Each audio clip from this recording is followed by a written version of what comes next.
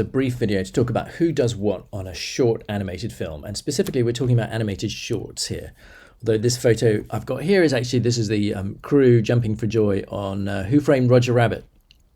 You've got Bob Zemeckis there, and Don Hahn, and Peter Schneider from Disney, and that's Robert Watts, and a bunch of other folks. So who does what on a short? And this is really aimed at student filmmakers who are making a 3D short, and in particular ones who are using pre-made assets. I'm not going to get into the whole modeling, rigging, texturing thing here, because that is a whole extra level of complexity. So let's assume that you're using assets that you've downloaded from the web, free stuff, free sets, free rigs, free models, all that good stuff. So this is really aimed at short animated films that can be made in a short amount of time, like about 6 weeks, with a team of people working together. So what are the key roles? Who do you have to have on an animated film? So this, I think, is the list of people you've got to have. You've got to have a writer. That is to say, somebody's actually got to come up with an idea and write it down. And by the way, one person can do all of these things. Sometimes you have super talented people who can do all of this stuff, which is pretty rare. Mostly these roles get divided up among the crew. Let's say you've got let's say if you've got a film that's going to take you 6 weeks, you might have 6 or 7 people working on it. But all of these roles have to be assigned, and someone's got to do all of them. So you've got to have a writer. Somebody's actually got to write down the idea and tell it as a story in a few lines on a single sheet of paper, and that story needs to have a beginning, a middle, and an end. Then you need a director. That's often the same person as the writer, someone who's going to make the key creative decisions on the film. And the director is a commonly misunderstood role. You're not necessarily going to boss everyone around, but you are going to have the final creative decision. Then you've got a producer, then you've got an editor who cuts the reel, a production designer or art director, someone who's going to design the look and feel of the thing. You're going to need storyboard artists, someone's got to do the storyboard. You're going to need someone to do the 3D layout, the cinematography role, and then you're going to need a pipeline person who's going to figure out how to light it, how to render it, and all that good stuff. These are the roles you cannot do without. Someone has got to tackle all of these. So let's start with the writer. So writers, you're going to write the story, and ideally this is nice and short, because student films or short films generally tend to be too long, and the shorter you can make this, the better your chances of actually getting it done. So keep it nice and short, just a few lines on a piece of paper, and it needs to have a beginning, a middle, and an end. The director, often, as I said, the same as the writer, and it's not about bossing people around, telling them all what to do. It's very much about trying to get the best work out of everyone, trying to tease out the best ideas from everyone, but in the end making decisions and having the final say. So directors basically make a lot of choices. So every day you might be presented with a series of choices on something. You might get 2 or 3 ideas about how to move something forward, and you have to make the final decision. Director has to work very well with the producer. This is Jeffrey Katzenberg, who I worked with at DreamWorks for many years, worked for, I should say, and he's the project manager. He or she is the project manager, keeps everything on track. Project managers, producers tend to be good people persons. They tend to be good at spreadsheets. And you've got to keep the train moving. You're kind of cheerleader in chief. You can do it. We can do it. We can get this done by Friday. And also figuring out how, if someone doesn't get it done by Friday, how you might quietly reassign that role to someone else, because ultimately you're going to have to tread on a few toes as producer. You've got to keep the train moving. Sometimes you need to reassign work if it's not getting done. Editor. Now this is a commonly neglected role. Someone's got to assemble the storyboards into the animatic, and that means you've got to cut it all together, typically in Premiere, time it out with sound and music, narration if you've got any. You've got to do a rough animatic. This is really important. Animators always want to skip this stage because it involves things we're not familiar with, but you've got to do it. It's going to have sound design, and then what happens is once you start animating, you drop the completed animation into the animatic. So you have one master edit, and all the shots get dropped into the master edit. So so on production, that means the editor is very busy, often updating the reel every day, or at the very least every other day, so that you can see how the new animation is playing in the animation reel. So very important job, the editor. Editor is the hub of the production, putting the animatic together. Production designer. So you've got to decide the look and feel of a production. This is a painting by Grant Wood. You know, you could be going for kind of Pixar, kind of candy colors, upbeat, positive, fun. You could be looking for a kind of illumination, McGuff look, kind of saturated colors like Sing.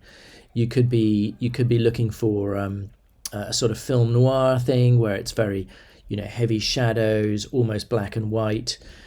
You could be looking for pretty much anything, you know, but you've got to make choices, because if you don't make decisions, in particular about stuff like time of day, you can see Grant Wood here, he's going for a kind of golden hour thing with long shadows being cast. It's probably about, you know, 6 o'clock in the afternoon in California.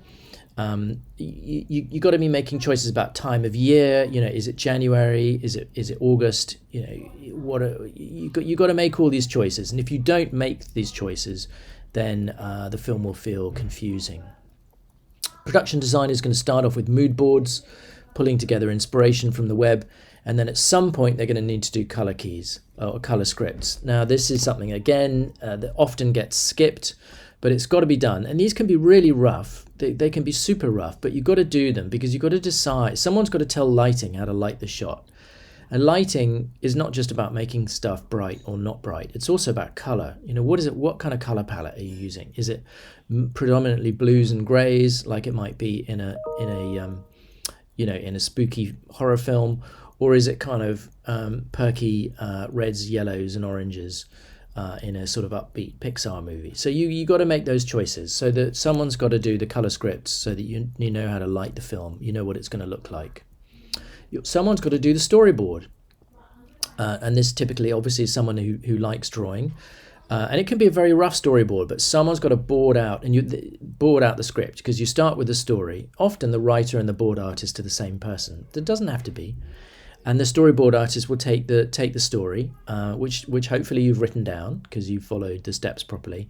And then you do all the storyboards, typically working from a template. It's easier if you download a template from the web, typically 16 by 9, and which is to say HD, standard HD.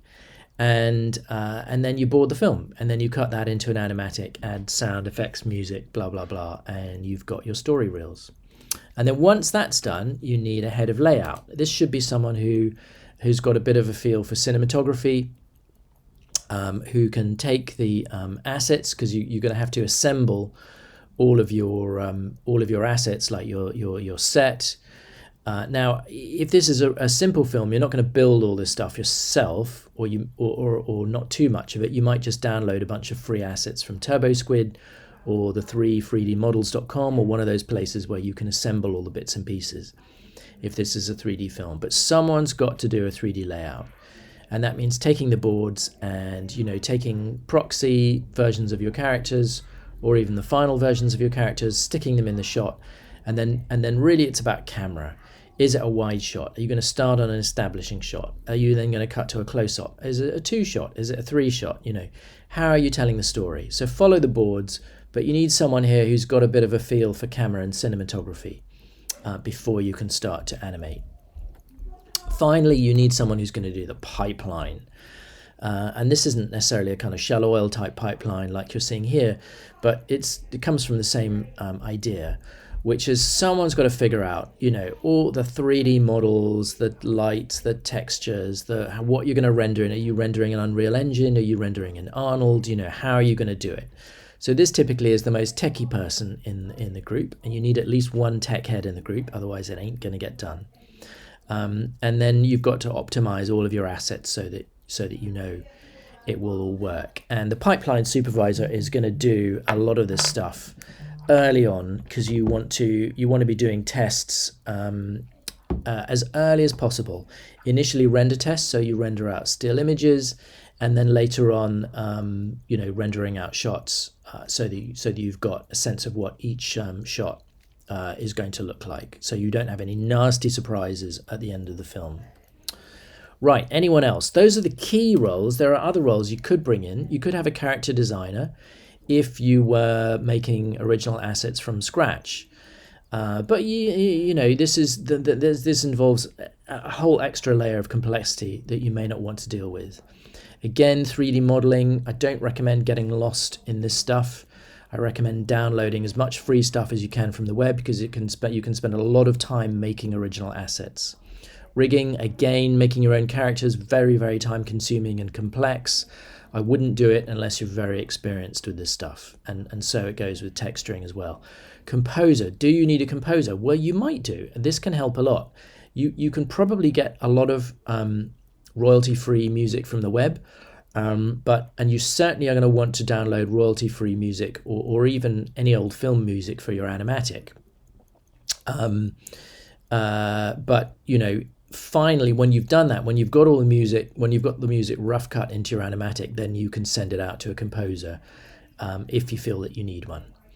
And same goes for sound design, although here on your short film, the editor is probably going to do the basic sound design stuff, because that's usually what happens on a short film. So finally, those are your creative team. That's your creative team. These are the crucial roles. You've got to have these roles. Someone's got to write it. Someone must direct it, take the key creative decisions. Someone's got to produce it, keep the train on the track. Someone's got to edit it, update the reel every night. Someone's got to decide on the look and feel of the film, whether that's the production designer or art director, or whatever you want to call it. Someone's got to do the storyboards. Someone must do the 3D layout and cinematography. And someone's got to be the tech head, pipeline supervisor. If you don't have one of these roles on your film, you're doing it wrong. If you don't have one of these roles, create that role, because that job has to be done by somebody.